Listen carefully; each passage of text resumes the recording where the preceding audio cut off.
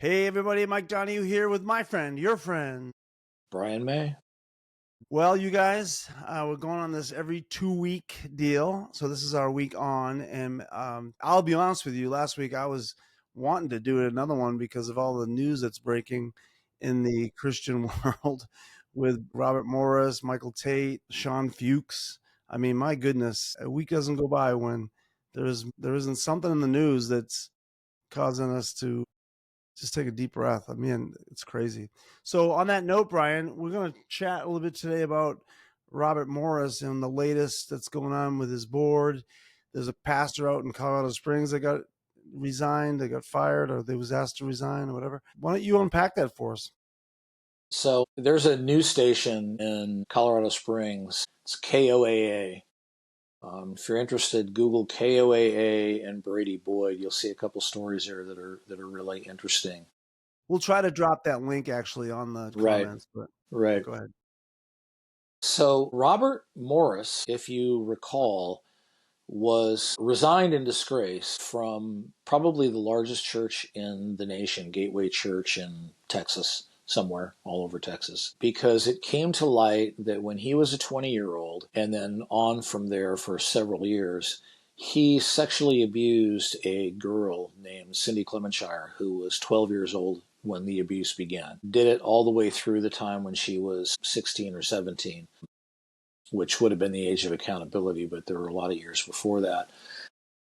And so he resigned, and Gateway Church, as you can imagine, is flush with cash. I mean, it's a multi-billion-dollar enterprise. Robert Morris had a retirement plan. And the way his retirement plan worked is that when he retired from Gateway Church, they were going to pay him $800,000 a year. And then if he passed away before his wife would receive $600,000 a year until she passed away.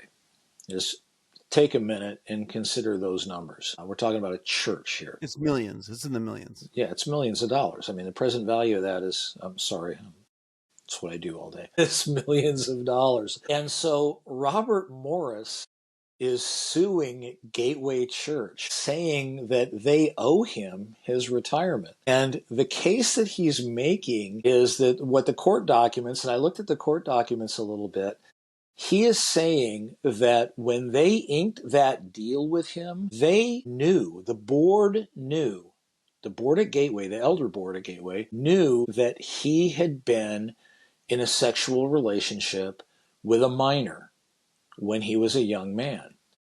Now, Gateway has been saying all along, well, all he said was it was just a woman. But he's alleging, this is all allegations, but he's alleging in an affidavit under oath in court that he told them in 2005, 2011, and in 2005, 2007, and 2011, the details of that sordid affair. And he claims that they knew that. So he's suing them, saying, look, you guys still owe me my money because when you inked the deal, you knew I was a pedophile. So, I mean, this is no new revelation to you. Just this You stuff, can't make Mike. this stuff up. You can't make it up. This is not even like if you pitch this to a Hollywood producer, he'd be like, "You're crazy."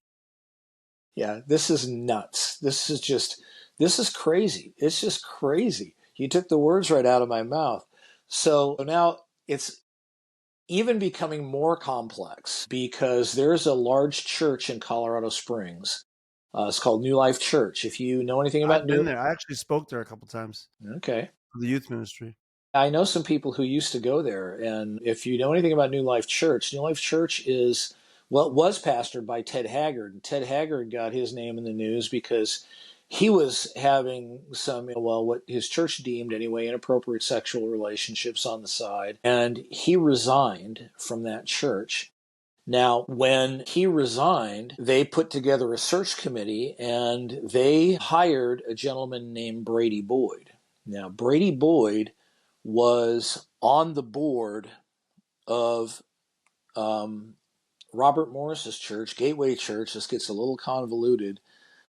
I wrote it down here, but during at least part of that time, that 2005, 2011, 2007 timeframe, when Robert Morris allegedly came clean to his board. Now, Brady Boyd uh, was an executive assistant pastor, and he was an elder on the board and all of these kinds of things. And so he got hired to New Life Church. And when the search was going on, this is interesting. There was a 9-person committee at New Life Church that was looking into Brady Boyd to see if he was, a good guy for the job. And it just so happened that Robert Morris's victim, Cindy Clementshire, her sister went to New Life Church. And her sister went to this 9-person church committee and said, look, do not hire this guy, and told the story.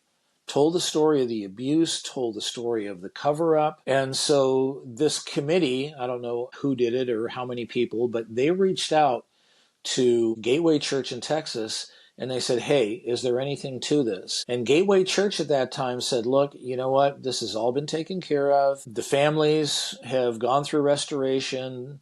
Robert Morris has gone through restoration. Everything's kosher. Everything's okay. We've done all of the stuff that we need to do. And so this is in the past and there's nothing to see here. Well, we know today that that is not true. And so I'll end with this. On June 8th, Brady Boyd got up and he gave a sermon talking about how all these accusations were out there and they were all lies and blah, blah, blah. And he misrepresented a lot of facts. And to their credit, the New Life board came back to Brady Boyd and made a comment. Mike, you're going to read the comment in a minute. But they basically said to Brady Boyd, look, we don't believe you. You need to go elsewhere. Yeah. And in their statement, they said, trust is the currency of leadership. Trust is the currency of leadership. I think is fantastic. Yeah. Yeah. 100%.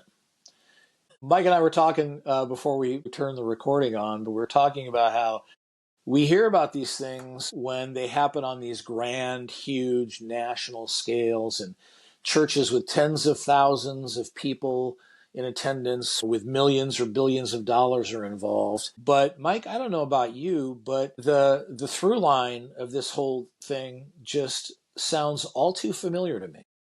Yeah.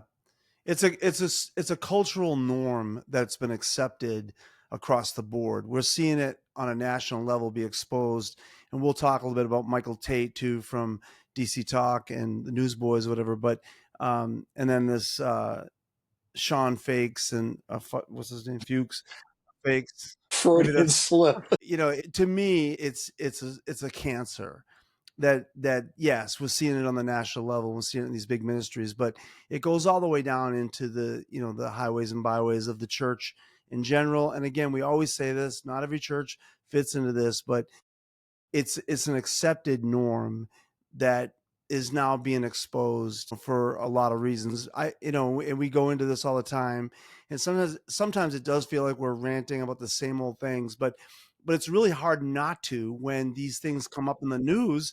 And it's like, yeah, that I've been to New Life Church, I've spoken at New Life Church, I know people that go there now that are good friends of mine that are high up in the levels of leadership. And that does not surprise me that happened, because Brian, it's what we talk about all the time. It's the good old boys club. It's like they cover each other. Yeah. They don't really do the investigatory, integrity. They don't take that time to really. All they had to do is call Cindy Clementshire and say, hey, what's your take on this? You were the victim. But they didn't do that. They went to the big boys and went, hey, what are you guys saying? How do we say it? Tell us the formula, give us the script. What do we do when these accusations come? Tell us like I said, the formula. And that's what I've been a part of. That when I was with Jeannie, that's it's when something bad happened. Here's your script, Mike. Say this if you get confronted. Say this if somebody wants to know more details. And it's just ugly, Brian. It makes me angry. And this is speculation, so take it for a grain of salt. Both these organizations are huge, and a lot of them are populated by really smart people who make a lot of money. the guys that are on the boards and the guys in the search committee, I mean, they're not just taking any idiot off the street and putting them there, right? I mean, these people are allegedly, anyway, you would think that they were capable types of individuals, and yet they failed to ask the obvious question. And what that does for me, Mike, is it makes me ask the question, why? Why would an otherwise seemingly intelligent person who's got the ability to function in a position of responsibility like that not ask the obvious question? They don't want to know. Yeah. That's it. Because you're right. They're smart. They're there's a lot of reasons they should ask that question, but they don't want to know. They don't want to go to Cindy because they're going to get the real answer. They don't want the real answer. They want the answer that's going to smooth it over because it's worked. And to their credit, or in their defense, it's worked for years, right? That's how Genie thrived. That's how these people thrived. Stupid people, or people that have an interest in this ministry going on. That's what it comes down to. They have an interest in that ministry going on, whether it's a personal interest because they got blessed by it or whatever, or financially they're getting stuff from it, or whatever, ego, I don't know, but there's a self-interest. They're getting something out of that, so they just look the other way. I had the Michael Tate thing, and we could go into that basically. Do you want to go into that now? Sure. Jump into that. All right, so Let Michael me Tate. just, before you jump into Michael Tate, let me say that my operating thesis is that interest overwhelmingly is money. But go ahead with Right. Michael Tate. Well, that's a great segue into this, because Michael Tate is now being accused. Apparently he's come out and admitted a lot of it, where he was grooming young college age students, college age to 20, in the low 20s, and basically getting these guys, males, mostly males, I think it was all males, and grooming them into sexual relationships with him. They would wake up. This is all alleged now, but they would wake up in the middle of the night, after drinking with him, and apparently, I guess what goes on in these tours, these concerts, these Christian concerts, is debauchery. I mean, they're doing cocaine, they're drinking, and so some of these guys, go into Michael Tate's room, and they're sleeping on his bed, and they wake up with a finger up their ass, and that's basically from the allegations that are coming forward. And I mean, I'm being crude, but that's really what I grew up with, Brian. That's why it triggers the hell out of me, is because I grew up with that. I was in 8th grade. In my book, Groomed, I talk about that. I was groomed by these guys. And so when I was listening to that report on the Julius Roy's report, and we'll include that in the comments here, I was triggered by that. I was like, I had to stop it a couple times and go, this is happening. It's one thing to be happening in the secular world, with a bunch of people that don't know Jesus or whatever, to these guys that are up there on stage propagating Christ, and moral, integrity, talking about it, and giving testimony about how they're following Jesus. And then meanwhile, cha-ching, they're taking your money. And my problem isn't that was happening. It is, but that's a separate problem. What it goes back to is these people knew. That's what they're saying, is that there was a cultural permission given to these superstars, these Christian superstars, to do these things because they just kept feeding the machine. And what's the machine, Brian? The machine is the money. It's these people's livelihood. It's their fame. It's their ego that just keeps getting fed. And I had a text war, and I'm going to call it a war because it was for a while, with a guy that I know knows Michael Tate, because he drops his name every time I'm around him. He's another school speaker, African-American guy. A lot of people know who I'm talking about when I say this, but we got into it because I know this guy really well. And I texted him and I said, what are you doing now about Michael Tate? And what did you know? What did you know? And what did you turn your head the other way and look the other way, and not step up and call this stuff out 10 years ago? This stuff's been going on for 10 or 15 years. Why did you just look the other way? And he gave his excuses and said whatever he was going to say. But I know that that's bullshit. I know that he knew because they all knew. You have to be stupid or just really naive, but they knew. And that just bothers me. Yeah. And let's talk about scale here for a minute. We'll circle back to that. I was never a DC Talk or a Newsboys fan. Shocker. Didn't both groups win at least one Grammy? I mean, we're talking a lot. Lots of Grammy. I mean, we're not talking about the Rinky Tinky Dove Award thing, right? We're talking like real live, honest to God Grammys. Michael Tate is a talented human being. I mean, he's talented. Right. And so these guys had huge scale. And Mike and I, don't get us wrong, Mike and I aren't here just to rag on Michael Tate. But what you see in Michael Tate is what happens when, a person has talent and that talent can be leveraged to generate revenue for promoters, for churches, for Christian groups, all of those kinds of things. Same with the whole Robert Morris thing. People in that world that claim to be the owners of the moral high ground in this country, claim to be the people who, really care about other people and want them, want to tell them how to live their lives, I guess. Yet there's the dark underbelly of the whole thing, and they are running a system that, in a lot of ways is a charade. And again, I'll come back to my thesis, because it generates a lot of cash. Right.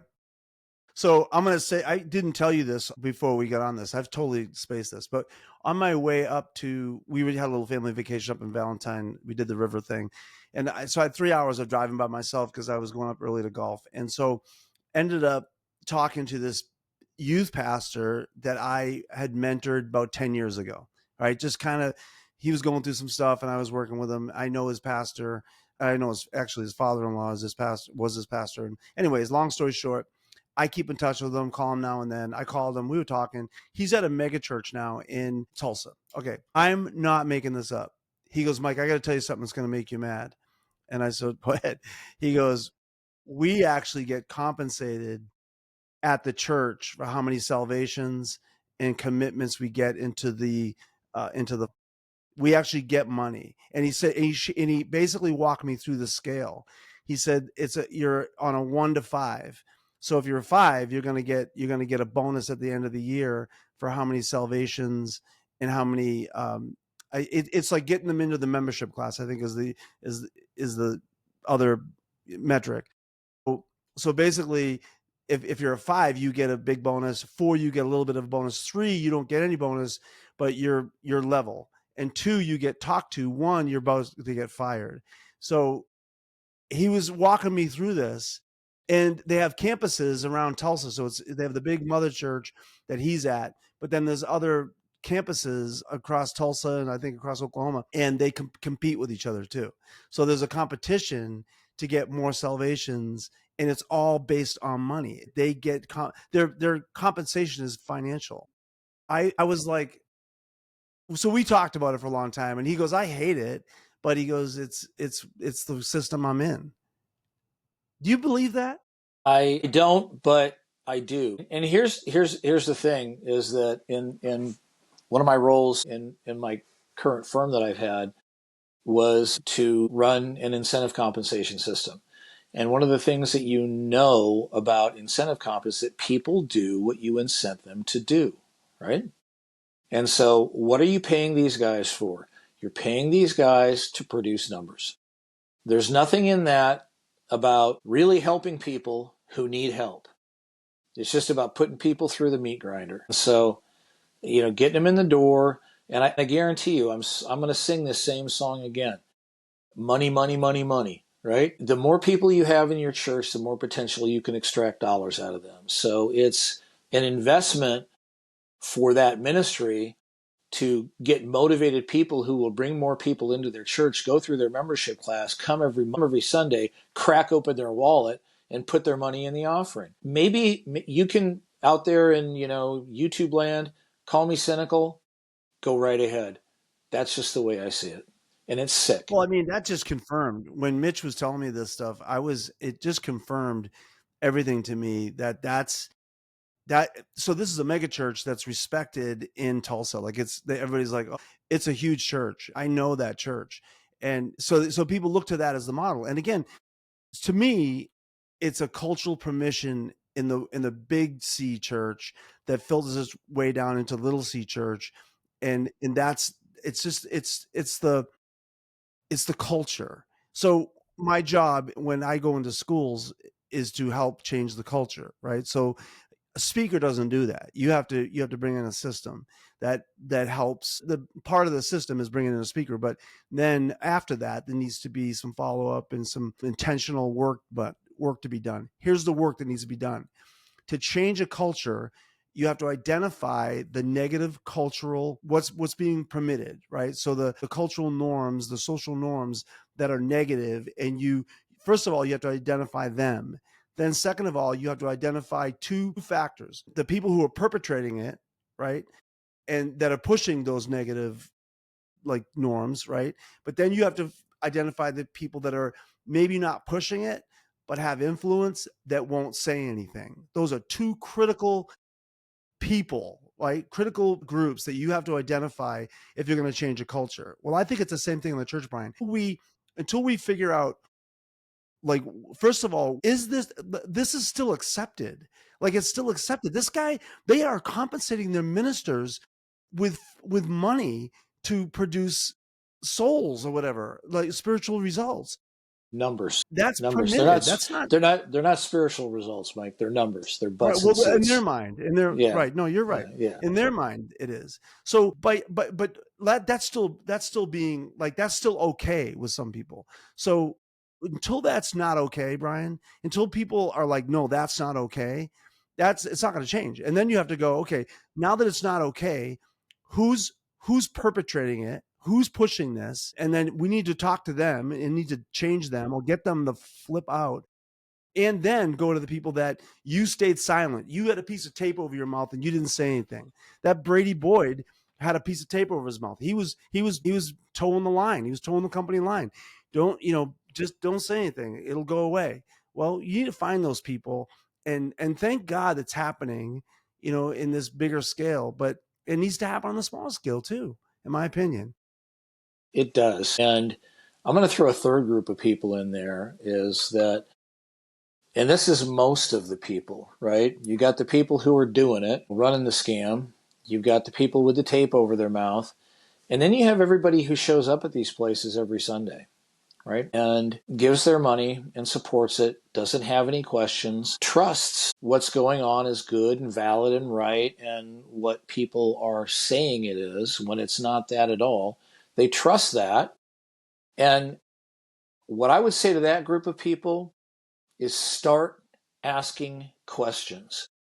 Because what you're going to find out, I'm afraid to say this, when you start asking questions, you're going to find out really quick if there is a desire for transparency and truth and honesty. Again, label me a cynic, but I think what you're going to find out is there's not that, and you're going to be told that you're being rebellious, you're being contentious, that you're being judgmental. They're going to call you all kinds of, spiritual names to make you feel like, you're less than or other than, to try to get you in line, and eventually they're going to show you the door. Yeah. Because count on it. Because you are threatening their income stream. Right. So, okay, so let's go back to that. Trust is the currency of leadership, right? So I'm going to add a quote here, and this is my quote. Illusion of trust is the currency of deception. The illusion of trust. And that's what they count on, right? The illusion of trust, where you can trust us, but it's a lot of it is a smokescreen, and it's the currency of deception. It's what gives them permission to keep deceiving people. It's that illusion. You can trust me. Oh, okay, Brian Morris, we could trust you. You raped a 12-year-old. No, we can't. Oh, Brady Boyd, you knew about it allegedly. It didn't say anything. Okay, no, we can't trust you, right? And I mean, the list goes on. Michael Tate, fakes, whatever his name is, all the, like, we can't trust you. Jeannie Mayo, we can't trust you. You lie constantly. I was with you for 10 years. You don't know how to not lie. Like, you just lie. And this guy I got into it with the other day, I was with him one time with another pastor, and he jumps out of he spoke at our church, and he played his instrument, and everybody loved him, and he was a big hit in the church. And then we went out to eat with him, spent the day with him, golfed with him. And so when he got into the hotel, he went into the hotel, and the pastor I was with goes, I counted 32 lies. He lied 32 times because he was on the phone talking to people, and numbers would change, facts would change. And they weren't like huge facts about life-changing things. It was just numbers of who was at a meeting and different people that he was dropping names. And it was, so I don't know if it was 32 lies, but it was a lot of lies.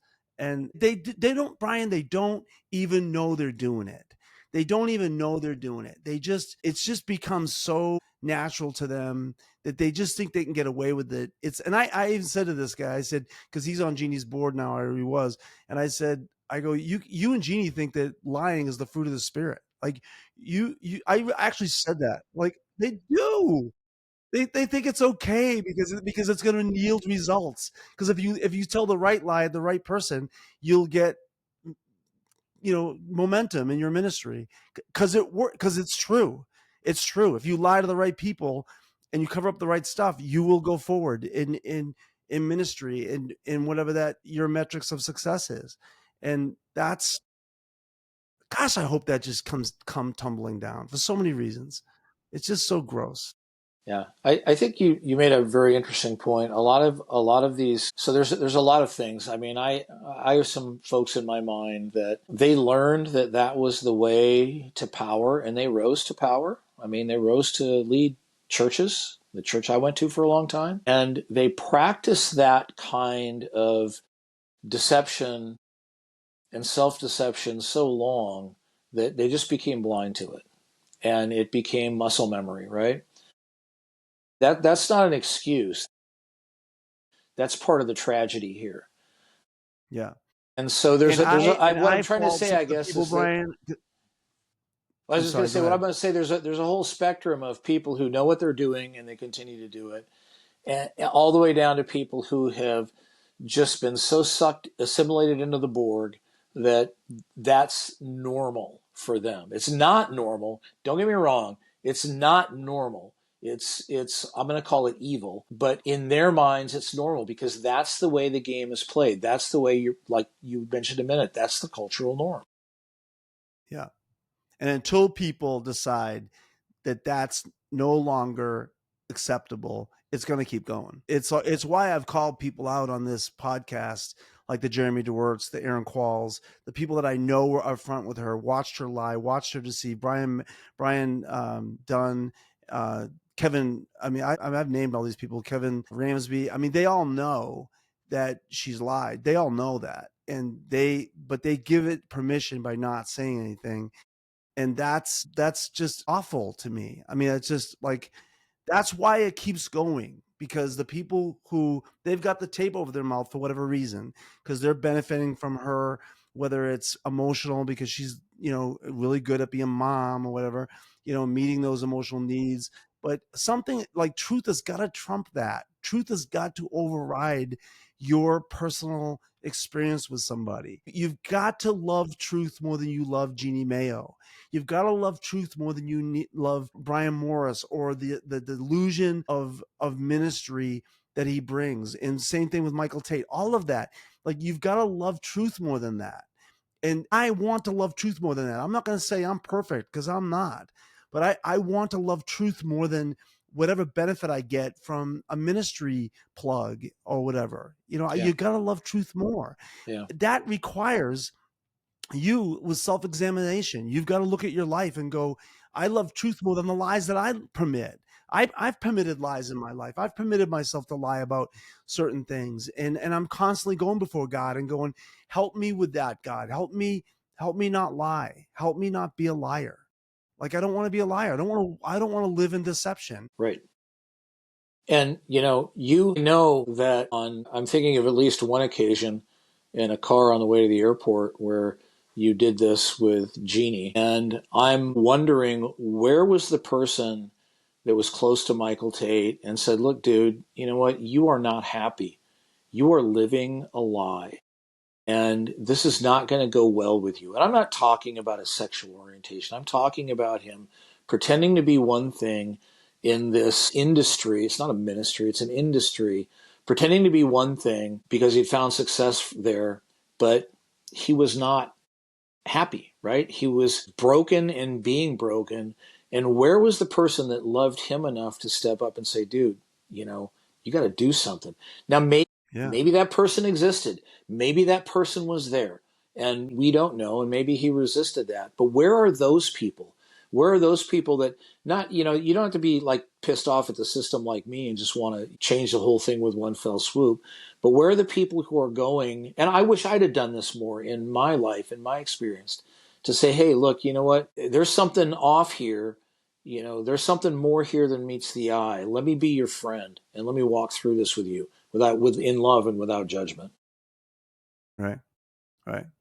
And so Mike, so on that note, I want to call out any of you out there that are seeing things that you don't like and that you know are wrong, that do it with tact and do it with sensitivity, but do it, right? Do it. Brian and I got into a text war with somebody this week, and my whole, I don't want to, I probably shouldn't get into all this, but basically, I was getting spiritual answers for action.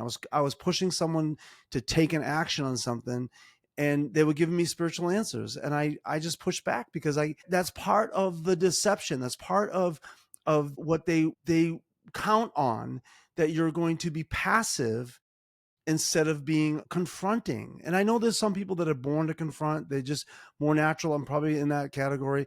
But it doesn't, just because I'm more of a confronter doesn't mean, because this person said, well, you and Brian, God used you because you have this thing. We're all called to stick up for truth. We're all called to fight for truth. We all are. Just because I am more of I have a combative nature on things, doesn't mean that's my station in life. It's my station to do this, because no, it's everybody's responsibility to stand up for truth. And when they see deception, call it out. Do it nicely. Don't do it the way I do it. Fine. I don't care, but do it. For crying out loud, do it. Yeah. Yeah. So I was talking to my wife about this, and the picture I got in my head is that suppose you're standing on the street and you see some thug beating up an old lady. You don't have to pray about that. You don't have to do a moral evaluation, right? I mean, it's wrong and Go something kick needs to some be done. ass. And well, and to your point, I mean, some of us, you're going to wade in the middle of that. Some people are going to yell and scream and try to get help. Some people are going to dial 911. There's a plethora of responses to that. But the key is that there is a response, because there are some things in this world that are pretty black and white.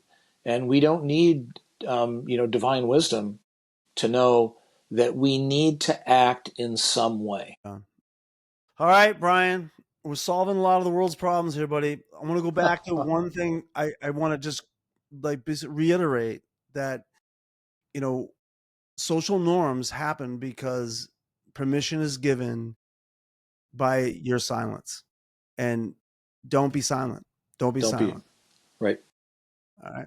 On that note, 100%. have a great week. We'll see you guys in 2 weeks. Comment, make comments, tell us what you think, and we will comment back. All right. Well, Have a great week, everybody. all See you in a right. couple. See y'all. Bye.